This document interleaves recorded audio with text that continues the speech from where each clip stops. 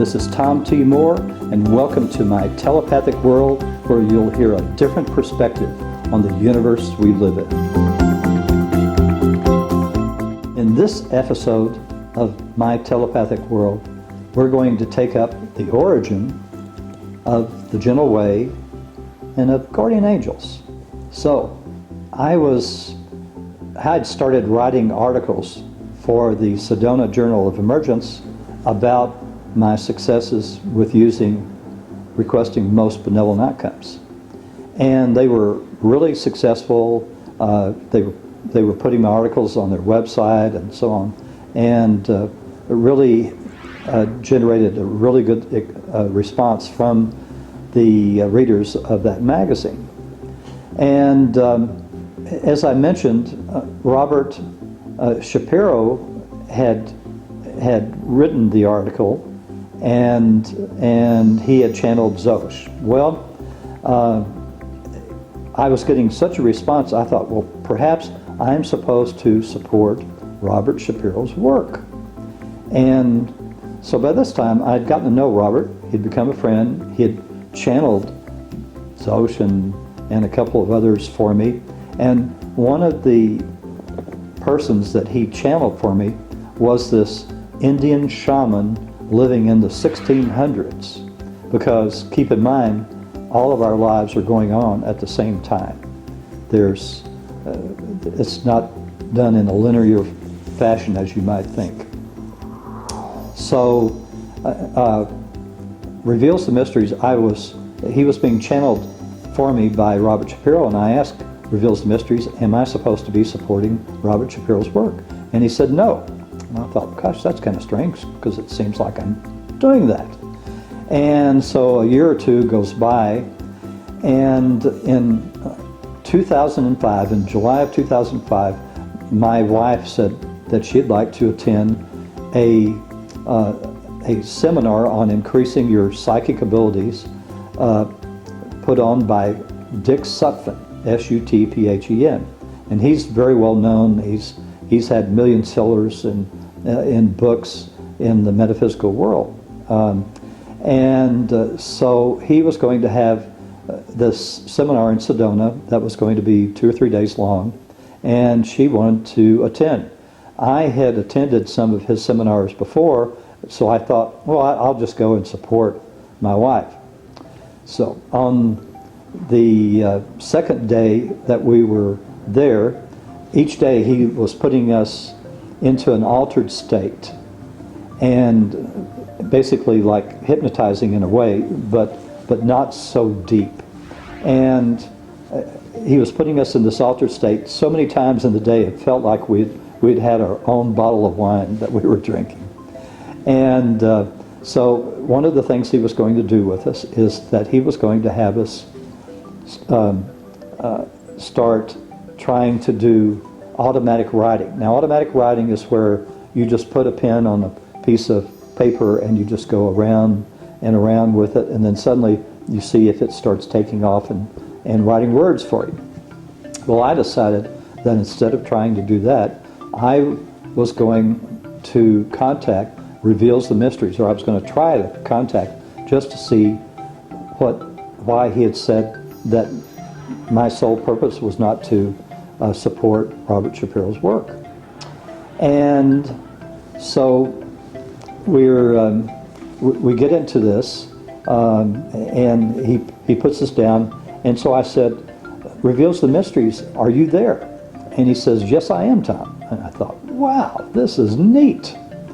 And so I said, okay, Reveals, why is it that I'm not supposed to be supporting his work, Robert Shapiro's work, that I'm doing my own stuff? And he said, Tom, he said, you're an Indian shaman living at the same time period I am in the 1600s. Your name is Stillwater, and you decided to incarnate into the 20th and 21st centuries in order to reintroduce people to the gentle way. And I got the name of the book that I was to write the first time I ever spoke to Reveals the Mysteries. And so he said, he also added in that he said, you're going to write books. And I said, books? I said, I'm a business kind of guy. Was planning at that point to keep on distributing internationally films and TV shows until I decided to retire. And he said, no, books. So I said, okay. It's like suddenly you've got your marching orders in the military, or you've gotten the word from God or something. It's really like very powerful when you're told that this is what you're supposed to do. And so I got busy and I wrote the first book, The Gentle Way, a self-help guide for those who believe in angels, in about 90 days. And the publisher of the Sedona Journal and the publisher of Robert Shapiro's books published that book and has since published my 4 other books that I have out at the present time, which includes The Gentle Way 2, The Story Continues, and The Gentle Way 3, Master Your Life. Okay, so now how is this conversation taking place? Because it was truly a conversation that I could hear in my mind. It was like, in a way, like I was thinking it, but the thoughts were not mine. And so that's one way you can tell you're having a conversation, is that the thoughts that you're receiving are thoughts that you didn't know, or maybe you thought differently about. You had a completely different opinion. And so when you're getting feedback like that, then you know you're getting messages. So this is basically telepathy.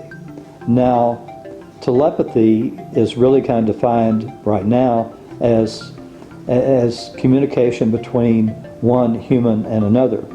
But I would add on to that one being and another, because you can have telepathic conversations with souls, with people, with extraterrestrials, with even animals. You can talk to their soul fragment, which I've done. So there are many, many ways that you can be telepathically in touch with another being. So don't limit yourself to the standard definition of one human with another. Now, the Ryan Institute of Duke University did a number of experiments that they called ESP, where they would sit 2 people across from each other, and there would be a divider between them, and they would use what are called the Zener cards. And the Zener cards are circles and squares and wavy lines and all, and they would try and send that image to another person. What the problem, they had a very mixed, sometimes it would work and sometimes it wouldn't. So they were never able to get it working full time. And my contention is, if the people involved, whether they be the people in that room, halfway across town, across the world, it doesn't matter, if they would have those people go into an alpha state, an altered alpha state. Now the alpha state is like what you would feel when you're waking up and you're remembering a dream. That's an alpha state. That's that in-between state where if you can feel that state, and that's one of the reasons why I recommend recording your dreams, is that when you're in that in-between state and you're starting to record your dreams, it in a way is almost the same as what you're doing when you're starting to listen to other people. Now, in telepathy, the messages that you received or that come to you through your pineal gland. Maybe that's the way it's pronounced. Pineal, I believe. It's at the back of your head, and and it comes in there. So that's where you receive the messages, and then these messages are filtered according to your belief system, according to your knowledge, your education, and so on. So, as an example, 10 people might ask the same question and perhaps get 10 different answers because they would all have different belief systems and different education. But this is telepathy, and had the Ryan Institute started trying to put people into this altered state, I believe they would have found it would have been much, much better. Their results would have been much higher, and they also would need to have these people work together and not just show up and say, okay, let's do it. You really need to have two people, and the way you keep from destroying your experiment is to have them in another city or at least across town or something. Not have them sitting across from each other, so you don't have to worry about this blind testing. Now, these Zener cards, another way to kind of recognize them, if you recall Bill Murray, who was one of the stars of the Ghostbusters, in the first scene of the movie, Bill Murray is trying to seduce this co-ed, and so he's using the Zener card. So if you ever want to see someone trying to use the Zener cards, you'll see Bill Murray trying to use them. And the way he was using them, he had a male student and a female student set up, and if they got it right, great. Whether it was a square or a circle or whatever, if they got it wrong, he would send an electric shock through them. Well, naturally, since he was trying to seduce the female student, everything that she said was right, and everything that the male student said was wrong, and he had shocking because he wanted to get rid of it. So it was very funny. And keep in mind, another idea for telepathy. If anyone, and certainly many people have seen the movie The Martian, and how they portrayed the fact that the star of the movie couldn't communicate because it would take so many minutes for the communication to go through one way and so many minutes to go the other. My suggestion would be for telepaths, in other words, for crew members, each one of the crew members that goes to Mars, have a compatriot back on Earth that would be trained, that would be their telepathic buddy, let's call it, so that communication would be instantaneous. And it would be if you wanted to use it just as a backup, great. Some people might be so good that they would sit there and just type out paragraphs or pages as I've finally been able to get to do. So that is a potential for the future for a Mars expedition, is to have people with telepathic abilities to be able to use them. So next, let's talk about my guardian angel. Now, my guardian angel I call him THEO. And THEO is a golden light being, all right? THEO is a whole soul, and THEO has been around so long that he emits a golden light. He's a whole soul, and in that he can be as large as a football stadium or as small as a baseball, because they're in the 12th dimension or so.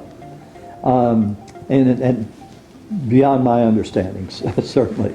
So I ask him, and of course everybody has the same question when you start communicating with your own guardian angel. And so I asked him, I said, what name shall I call you? And he said, oh, Tom, he said, we're not too big on names over here. You can call me Tom, Dick, or Harry, but Tom might be a little confusing in your meditations. So I said, okay. And so I thought about it, and a couple of weeks later, the name THEO popped into my mind. And so that's what I started calling THEO. Oh, and another thing, THEO also told me, he said, your vocal cords are not made to pronounce angelic names. You would just get frustrated if you tried to pronounce our names. So just choose a name that would feel comfortable to you, and that's what we can go by. And for me, it took a couple of weeks for me thinking about it. For you, it might only take a couple of seconds and a name will pop up in your mind that you want to use. That's fine. It's your personal name for your own guardian angel. Okay? So keep that in mind. It can be any name that you choose. I later asked, probably years later, had I ever chosen the name THEO in another life before? And he told me, oh yes, you've called me that name many times. So I don't know if I've ever put that in one of my newsletters. So THEO, as I mentioned, is a golden light being, and these golden light beings were volunteers to come to assist all the souls that were having lives on Earth. And THEO was created by another creator, but he volunteered. The creator, THEO told me that they put out a job description, the creator did, and he said only golden light beings need apply. He said that very humorously. Okay, so that's what I understand as far as how they arrived. And THEO tells me that he was the very first golden light being to volunteer, and therefore he was given as many souls as he could possibly handle. So in his case, it's somewhere between 27,000, 29,000 whole souls, and we'll get into about their breakdown. But there are about 1 million of these golden light beings that we call guardian angels that are tuning into us every minute of the day, and they know what's going to happen to us in our lives because they have our whole soul contracts. So there's 1 million other whole souls that take care of responding to all the prayers that people have on earth. So if you say a benevolent prayer, that's handled by a different set of whole souls that we call angels. So THEO says that these guardian angels really prefer the title servants of the Creator. Okay, and that's so close to what they are. They are the servants of the Creator. They volunteered to serve us and to serve the Creator of this universe. Now, as I mentioned, they serve thousands of whole souls. But each whole soul doesn't devote its whole being to just Earth. Your soul may be having 500,000 or even 1 million other lives across the universe for its learning. And for Earth, there will be a soul cluster of somewhere between 6 and 12 soul fragments. So that's in my soul cluster, there are 8 fragments. Now, each fragment will have 600 to 800 lives on Earth. And I said, why is there such a range between 600 and 800 lives? And THEO said, well, some souls like to get these lives over with quick, and some souls like to take more time, and so they'll spread them out. And so, to me, if you ever see your friends that seem to have something going on in their life every single day, every week, maybe they're having the short lives, and they're your drama queens for you. Okay, so that's how many lives on average. I asked how many lives I've had, and I was told 1,005 lives. And I said, good night, I must be a slow learner. And I was told, no, you keep coming back to help people raise their vibrational levels, to help in this ascension, as people call it too. So I guess I'm a glutton for punishment. I keep coming back and trying to get people to live the gentle way. Now, each one of your lives, now we're going to get heavier into the 600 to 800 lives on Earth in the next episode, but I'm also going to mention that each of these 600 to 800 lives has 12 parallel lives. 12 parallel lives. Okay, so that is a lot of a lot of lives, and as you can imagine, so these parallel lives will be all different for each soul fragment, and that's very important to understand. Okay. Now then, at this point, I do want to mention that you can read more about this on my newsletters, because in each one of my newsletters, my weekly newsletters, I have I receive questions from all over the world to ask from everyone, and so that's where all of these answers and all this information that you're receiving today, it came from people asking these questions. So if you go on my website, I have archived every single weekly newsletter that I've done ever since 2007. When I first started out, I thought, oh gosh, it'll be once a month, and then people started sending questions. It got to be twice a month, and then it's weekly, and now it's I try and limit it to a 12-page newsletter every week. So there's just a lot of information that comes through here on a weekly basis. So you can go to my website and you can sign up for the weekly newsletters. Also, keep in mind that, and my website, of course, is www.thegentlewaybook.com. Okay. So, also on my website are my blogs. Now, each week, people send me in stories of their successes in using MBOs and BPs. They send them in to me, and I'll have 4 to 6 or so that I'll put in a weekly blog. And so that's something that you can read. You can start with one blog and just keep scrolling down to the next blog, next blog, next blog, and see these great stories, so that you can see all the ways that people are using MBOs and BPs that I never thought of. I mean, because we're all so different, millions of different people, and suddenly we're, we have all these different ways that we're able to use benevolent outcomes. Now, again, on the website, don't forget, I have these signs.